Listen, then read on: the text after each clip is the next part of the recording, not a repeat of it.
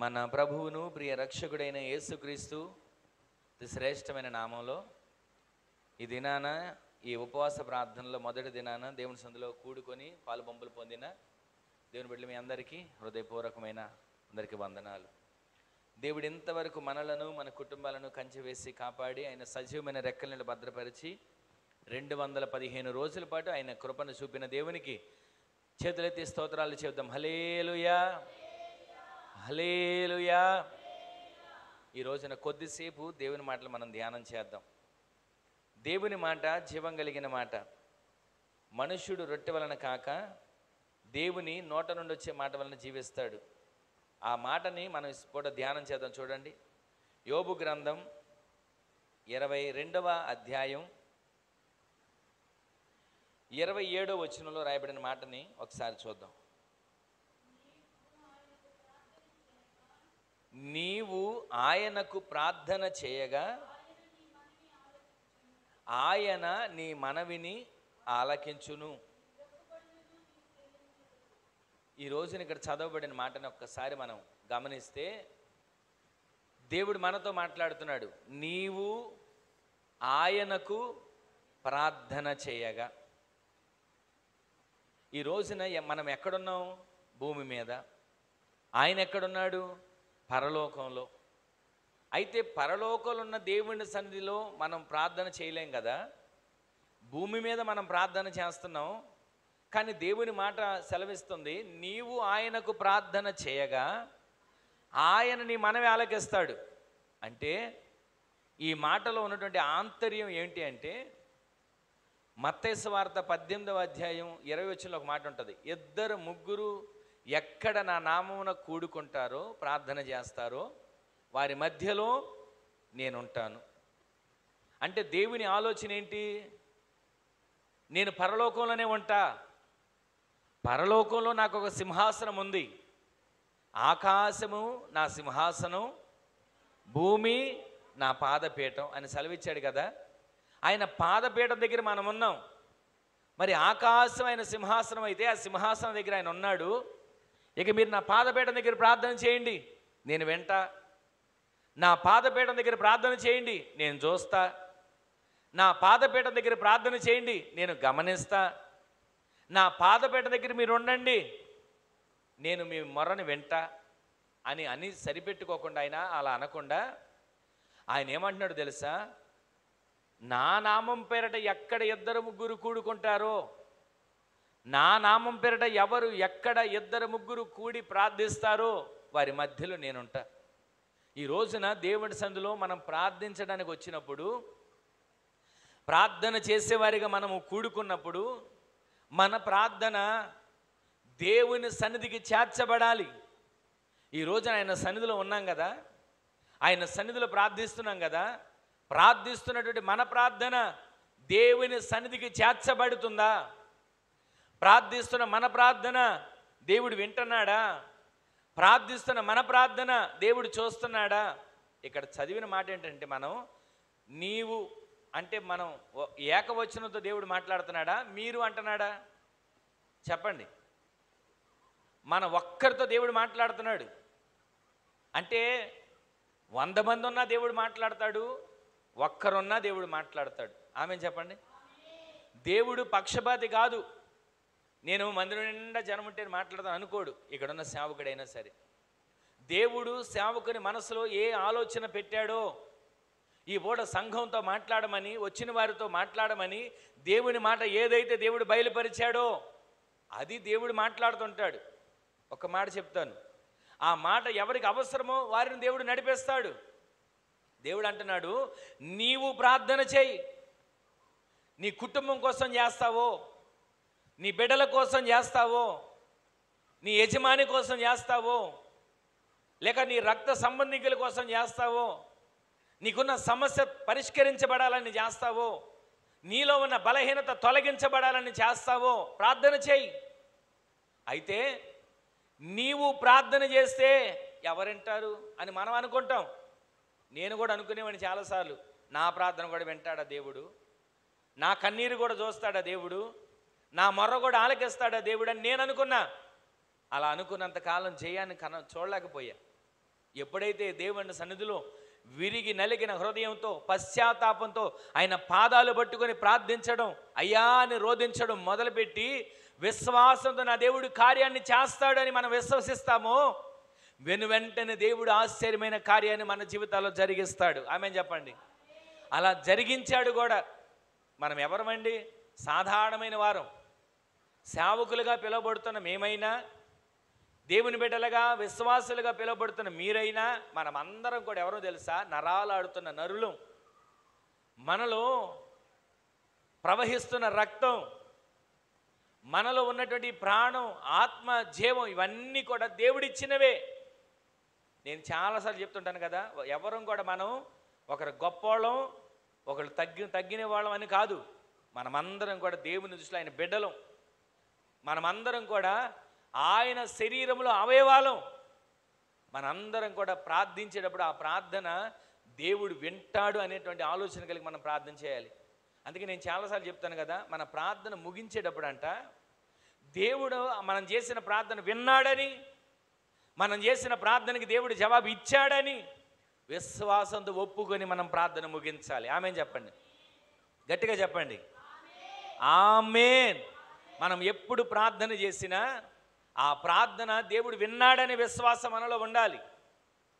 ప్రార్థనకి దేవుడు జవాబు ఇచ్చాడు అనే విశ్వాసం మనలో ఉండాలి. మనకు తెలుసు తగ్గేటువంటి మందులతో తగ్గేటువంటి బలహీనత కాదది. మనకు తెలుసు డాక్టర్లు అంటారు ఆపరేషన్ చేసినా జరగదు అనే బలహీనత.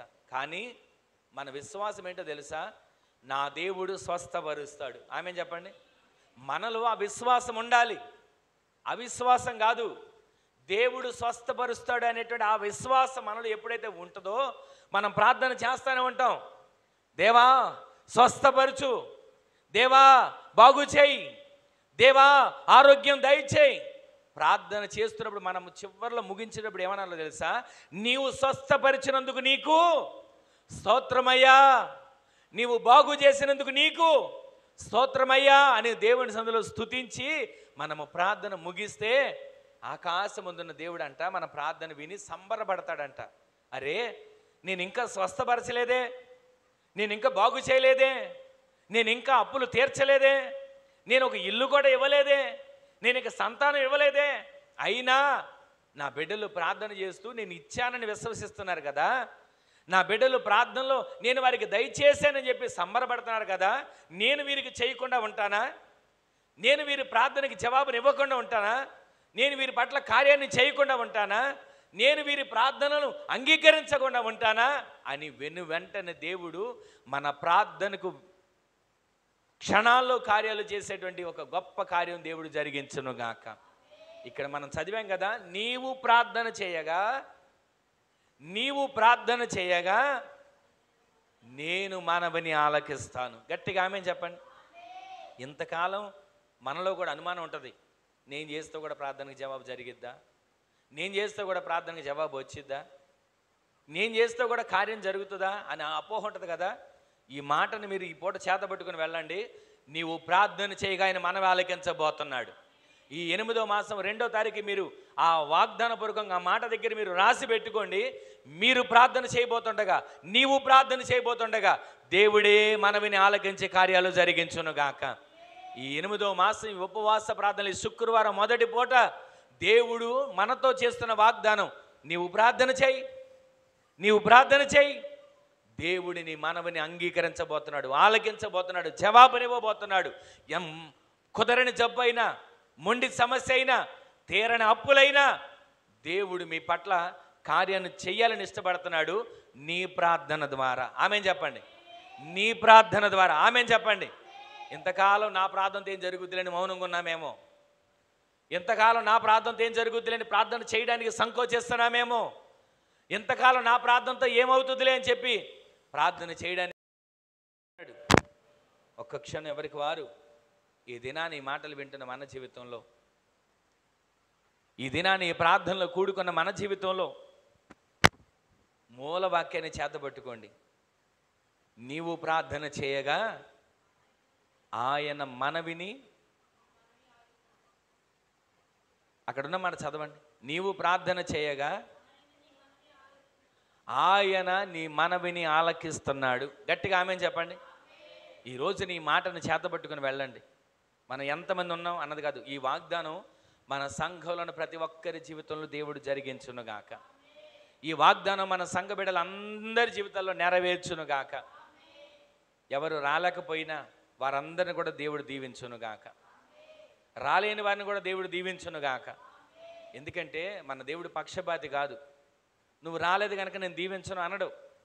నువ్వు వచ్చావు కనుక ఎక్కువ దీవెనలు ఇస్తానని అనడు. వచ్చిన వారు రాని వారు అందరూ కూడా దేవుని సన్నిధిలో ఉన్న ఆశీర్వాదాలు పొందుకొందురుగాక. మనం ఇక్కడ ప్రార్థన చేస్తున్నాం కదా, మన బిడ్డలందరి కోసం ప్రార్థన చేస్తాం.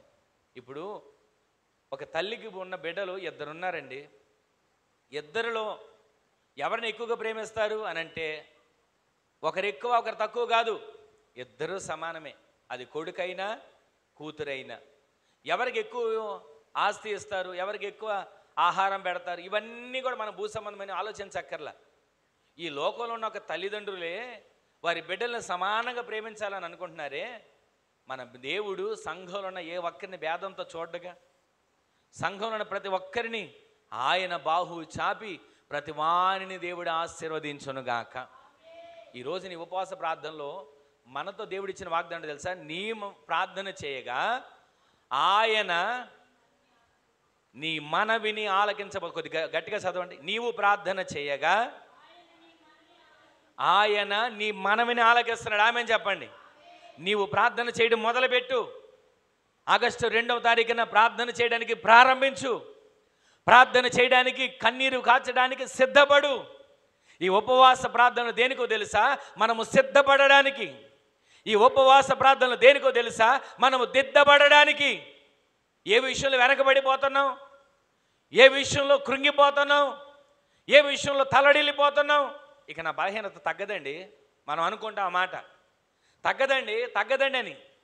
అపవాది కూడా అదే వచ్చి కోరుకుంటాడంట. తగ్గదా? తగ్గదు. నీ బలహీనత తగ్గదండి. సరే తగ్గదులే అని వాడు కూడా అలాగే కూర్చుంటాడు. అయితే మనమేమన్నా తెలుసా? బలహీనత కంటే నా దేవుడు గొప్పవాడు. ఆమేన్ చెప్పండి. బలహీనత కంటే నా దేవుడు శక్తిమంతుడు. ఆమేన్ చెప్పండి. ఈ రోజున ఈ వాగ్దానం చేతబట్టుకోండి. నీవు ప్రార్థన చేయగా దేవుడిని మనవిని ఆలకించబోతున్నాడు. ఆమేన్ చెప్పండి గట్టిగా. ఎవరెవరి ప్రార్థనలు ఆలకించాడో, ఎవరెవరి ప్రార్థనలు దేవుడు జవాబునిచ్చాడో ఒక్క మాట చదువుదాం చూడండి. ఆదికాండం 17వ అధ్యాయం. కొద్ది మాటలు మనం ఇప్పుడు ధ్యానం చేసుకుని మనం ముగించుకుందాం. ఆదికాండం 17వ అధ్యాయం 20వ వచనంలో ఒక మాట చదవండి.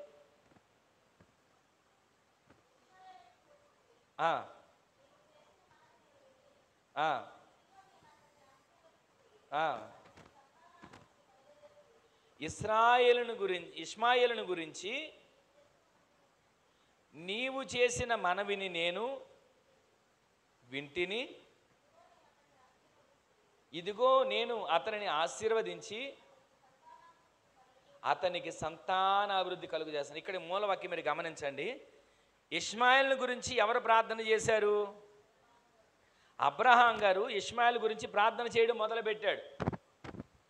ఇష్మాయేలును గురించి ప్రార్థన చేయడం 17వ అధ్యాయంలో చూస్తే మనం ఈ 17వ అధ్యాయంలో ప్రారంభంలో ఒక మాట చూడండి. అబ్రాము 99 ఏండ్ల వాడైనప్పుడు దేవుడు అతనికి ప్రత్యక్షమై, నేను సర్వశక్తి గల దేవుడను, నా సన్నిధిలో నడుచుచు నిందారహితుడివై ఉండు. నియమించి నిన్ను అత్యధికముగా అభివృద్ధి పొందిస్తా. ఆమేన్ చెప్పండి. ఎవరికైనా ఆశ ఉంటుంది కదండి, అత్యధికంగా అభివృద్ధి పొందాలని, ఆశీర్వదించబడాలని, దీవించబడాలని. అయితే ఆశ ఉంటే సరిపోదు, ఆ ఆశకు తగ్గట్టుగా ప్రార్థన జీవితం ఉండాలి. ఆమేన్ చెప్పండి. నేను ఆశీర్వదించబడాలి అని అలా కోరుకున్న వాళ్ళందరూ చేయొద్దండి, నాతో సహా ఎత్తారా? నేను ఆశీర్వదించబడాలని కోరుకున్న వాళ్ళు చేయొద్దండి. దేవుడు మిమ్మల్ని అందరినీ ఆశీర్వదించునుగాక. అయితే ఆశ ఉంటే సరిపోదంట. ఆశ ఉన్న మనలో ఆ ఆశను నెరవేర్చుకోగలిగిన సామర్థ్యం ఉండాలి. అది ఎలా వస్తుంది? ప్రార్థన ద్వారానే దేవుడు సమస్తాన్ని సరిచేయునుగాక. ఇప్పుడు అబ్రాహాము గారిని దేవుడు ఆశీర్వదిస్తానని చెప్పి వాగ్దానం చేశాడు, ఆశీర్వదిస్తున్నాడు. 99 సంవత్సరాల వయసులో దేవునితో మాట్లాడుతున్నాడు అండి, దేవుని స్వరాన్ని వింటున్నాడు. మనం భూమి మీద పుట్టి ఎన్ని సంవత్సరాలు అయింది? భూమి మీదకి వచ్చి ఎన్ని సంవత్సరాలు అయింది? పుట్టినప్పటి నుంచి ప్రతిరోజు ఎన్నిసార్లు కళ్ళకు అన్నాం, ఎన్నిసార్లు దర్శనాలు చూసాం, ప్రార్థనలు దర్శనాలు ఎన్నిసార్లు చూడగలిగాం. ఎన్నో దర్శనాలు దేవుడు ఇస్తున్నాడు మనకి. ఇచ్చిన వాటిని మనం కొన్ని మర్చిపోతుంటాం, కొన్ని నిర్లక్ష్యం చేస్తాం. అయితే దేవుడు ఈ పూట మనతో మాట్లాడుతున్నాడు, నీవు ప్రార్థన చేయగా ఆయన నీ మనవిని ఆలకిస్తాడు. ఎవరెవరు మనం ఆలకించాడో చెప్పడానికి చాలా వచనాలు ఉన్నాయి, చాలా మాటలు ఉన్నాయి. అయితే సమయానుకూలంగా 9 మనం ముగించుకోవాలి కనుక ఇక్కడ మనం ధ్యానం చేస్తున్న మాటలో అబ్రహాము గారు ప్రార్థన చేస్తున్నాడు. ఎవరి గురించి? ఇష్మాయేలు గురించి ప్రార్థన చేస్తున్నాడు. దేవుడు అంటున్నాడు, చదవండి ఇప్పుడు మరలా 20 వచనాన్ని. అబ్రామా, వృద్ధాప్యంలోకి వచ్చిన అబ్రామా, నీవు చేసిన ప్రార్థన ఏంటి? నీవు కార్చిన కన్నీరేంటి? నీవు పెట్టిన మొర్రేంటి? ఏదైనా సరే నీవు చేసిన మనవిని నేను ఆలకిస్తాను. ఇష్మాయేలు గురించి నీవు చేసిన మనవిని నేను ఆలకించా. ఇంతకీ ఏం చేశాడు ఇష్మాయేలు గురించి? చదవండి తర్వాత మాట. ఇష్మాయేలు గురించి ఏం చేశాడో మనం చదివినట్లయితే అక్కడ ఆ 20 వచనంలో చదవండి మరొకసారి.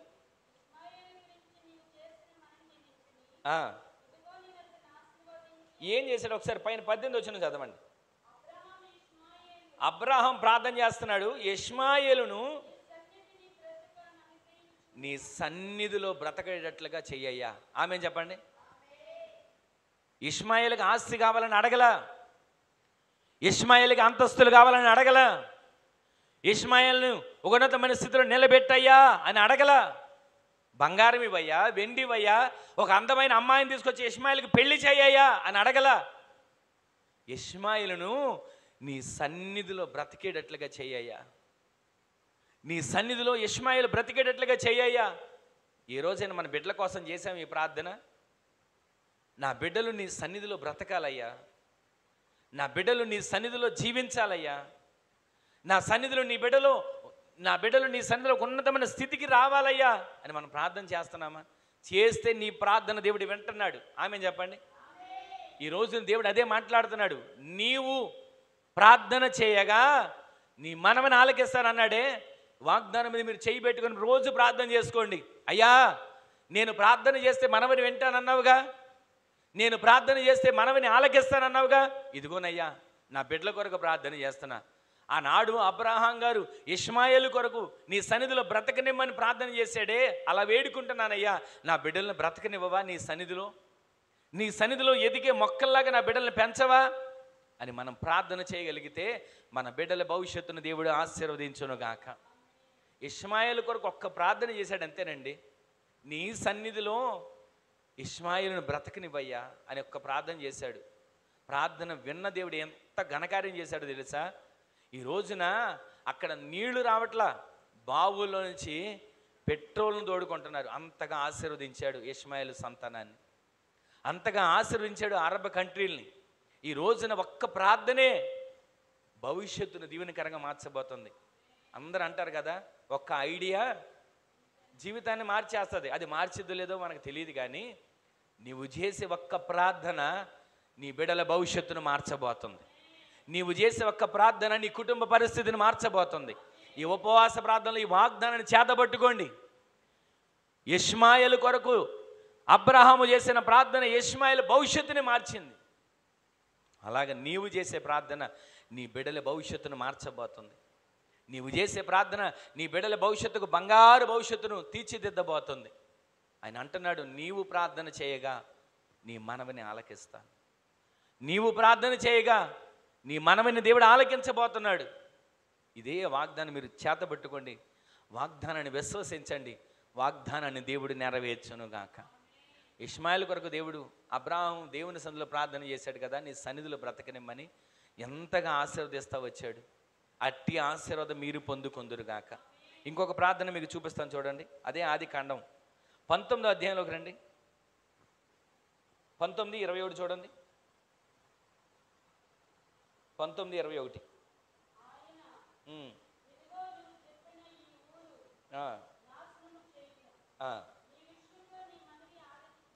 ఇప్పుడు ఎవరితో అంటున్నాడు? లోతుతో దేవుడు మాట్లాడుతున్నాడు. దేవుడు అంటున్నాడు, ఇదిగో నీవు చెప్పిన ఈ ఊరు నాశనం చేయను, నీవు చెప్పిన ఈ ఊరు నేను నాశనం చేయను, వెంటనే అక్కడికి వెళ్ళిపో. ఈ రోజున మనం గమనిస్తే బైబిల్లో ఎందరు దేవుడు ప్రార్థనలు మనవలు ఆలకించాడండి.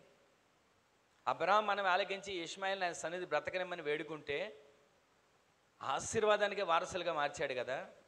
ఇక్కడ లోతు వేడుకుంటున్నాడు, అయ్యా నువ్వు ఎక్కడికో పర్వతం మీదకి వెళ్ళమంటున్నావు, నా వల్ల కాదు, ఇదిగో ఇక్కడికి వెళ్తా, చిన్నది ఈ ప్రాంతం, చిన్నది ఈ ఊరు, ఇక్కడికి వెళ్తా అని లోతు మనవి చేసుకున్నాడండి.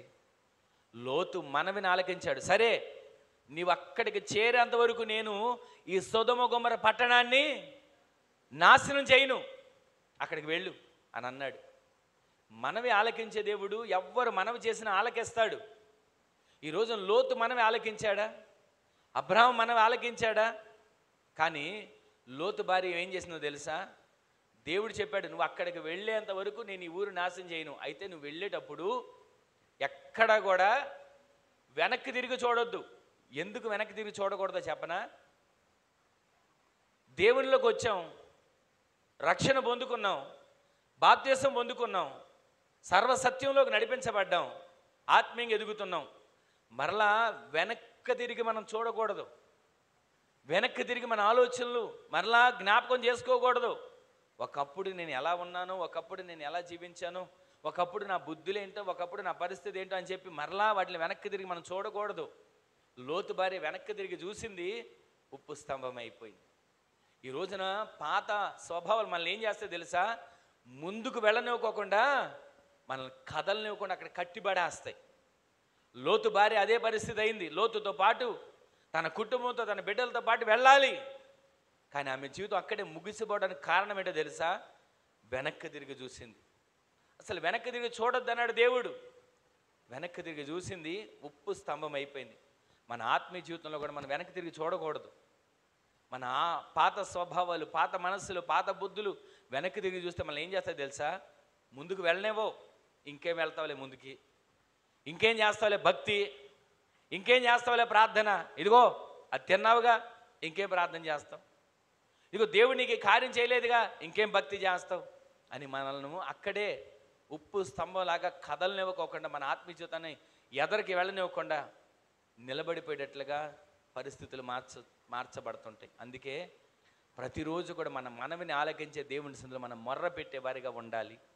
నీవు ప్రార్థన చేస్తే ఆయన కార్యాలను చేస్తున్నాడు, నీవు ప్రార్థన చేస్తే ఆయన మన వింటున్నాడు, నీవు ప్రార్థన చేస్తే దేవుడు కార్యాన్ని చేయబోతున్నాడు. చాలా చరిత్ర ఉంది చెప్పడానికి, కానీ క్లుప్తంగా మీకు చెప్తున్నా. అబ్రహాము మనవి ఇష్మాయిల్ కోసం చేసి ప్రార్థన చేస్తే మనవి ఆలకించాడు. లోతు నేను అంత దూరం వెళ్ళలేనయ్యా, ఇక్కడికి వెళ్తాను అని అంటే మనవి ఆలకించాడు. ఇంకొక మాట చూపిస్తాను చూడండి. అదే ఆదికాండం 30వ అధ్యాయానికి రండి. 17వ వచనంలో ఒక మనం ఆలకించాడు, 22వ వచనంలో ఒక మనం ఆలకించాడు. రెండు చదువుకుని మనం ప్రార్థన చేసుకుందాం.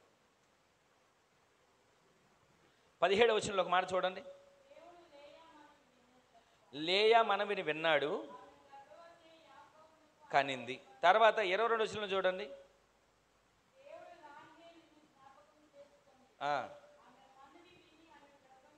తెరిచాడు. ఇక్కడ ఇద్దరు వ్యక్తులు కనబడుతున్నారు, లేయా, రాహేలు.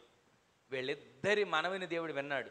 ఈ రోజున ఈ మాటలు వింటున్న మన జీవితంలో ఇష్మాయేలు నీ సన్నిధిని బ్రతకాలి అని అబ్రహాము మనవి చేశాడు, దేవుడు విన్నాడు.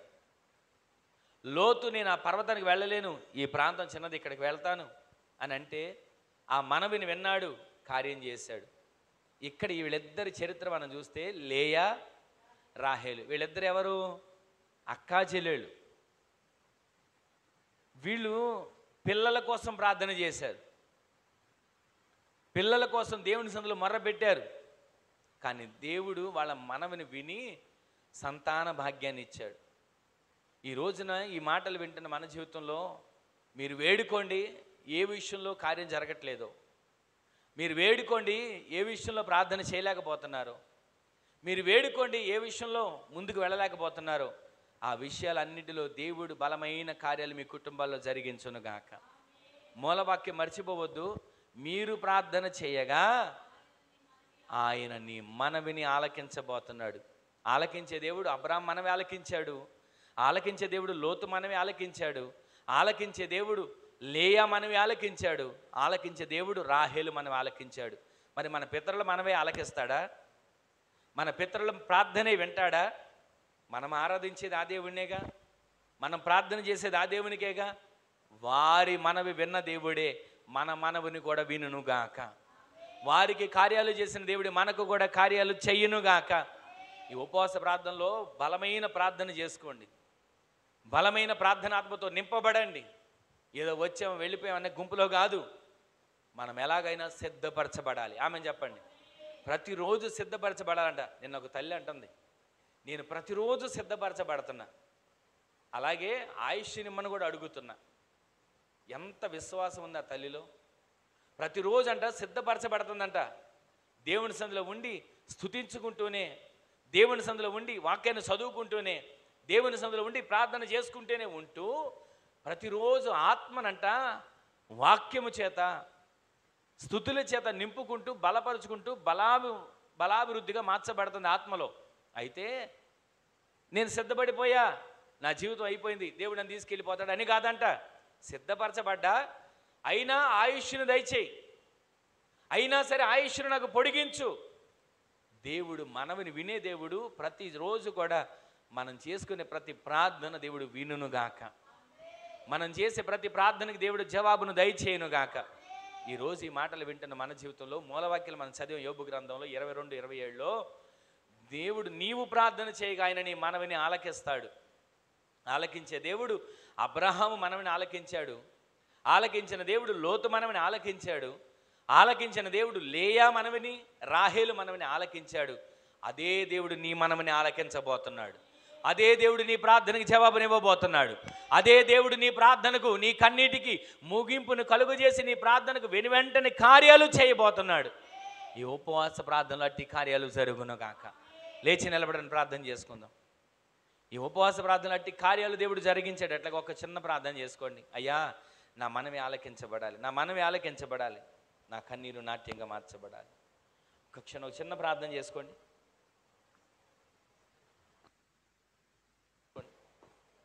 ఒక చిన్న ప్రార్థన చేసుకోండి. దేవుడు మీ మనవి ఆలకించాలని వేడుకోండి.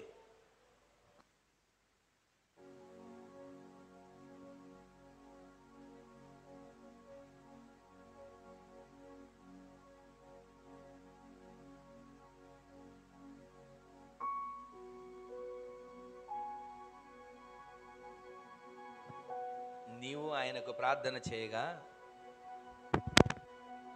ఆయన మనవి ఆలకిస్తున్నాడు.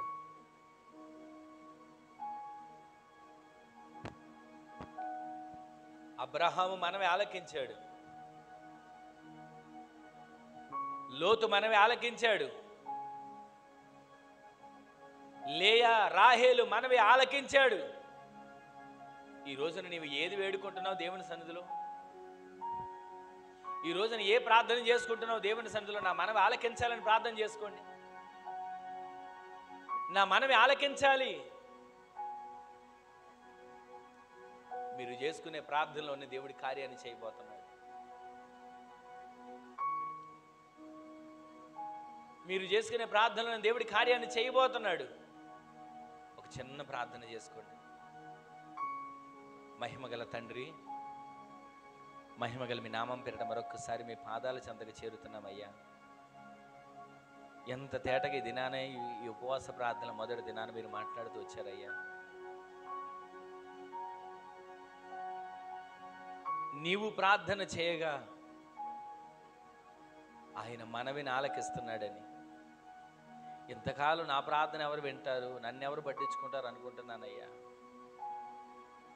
నీవు అబ్రాహాము మనవి విన్నావు, లోతు మనవి విన్నావు, లేయా రాహేలు మనవి విన్నావు, నా మనవి కూడా వినయ్యా, నా పట్ల కార్యాన్ని చేయయ్యా అని ఎంతమంది విశ్వాసంతో నీ సన్నిధిలో ప్రార్థన చేసుకున్నారో వారందరి జీవితాల్లో కార్యాలు జరుగునుగాక. వారందరి నోటి నిండా నవ్వు ఆనందం కలుగునుగాక. వారందరి కన్నీరు తుడవబడునుగాక. ప్రతి బలహీనతలు తొలగించబడునుగాక. బలమైన కార్యాలు చేసి బలిష్టమైన రెక్కలను భద్రపరిచి రేపు పగలు రేపు రాత్రి జరిగేటువంటి ప్రార్థనలు కూడా మహిమకరంగా జరిగించండి. కృపతో జ్ఞాపకం చేసుకొని కార్యాలు చేసి మీ ఘనమైన నామానికి మీరు మహిమను తెచ్చుకోనమని స్తుతి చెల్లిస్తూ మీ చేతులకు అప్పగిస్తూ నజరేయుడైన యేసుక్రీస్తు పరిశుద్ధమైన శక్తి గల నామంలో స్తుతించి ప్రార్థించి అడిగి వేడుకొని పొందుకొని అన్నాము తండ్రి. ఆమేన్, ఆమేన్, ఆమేన్. మన తండ్రి అయిన దేవుని యొక్క ప్రేమ, కుమారుడును ప్రభు అయిన యేసుక్రీస్తు వారి యొక్క కృప, మహాకనికరం, పరిశుద్ధాత్మ దేవుని యొక్క అన్యోన్య సహవాసమైన సన్నిధి ఇప్పుడును ఎల్లప్పుడూ నిరంతరం మనకును మనవలే ప్రార్థించే సకల పరిశుద్ధులకు అనే కృప సదాకాలం సమృద్ధిగా తోడై ఉండునుగాక. ఆమేన్.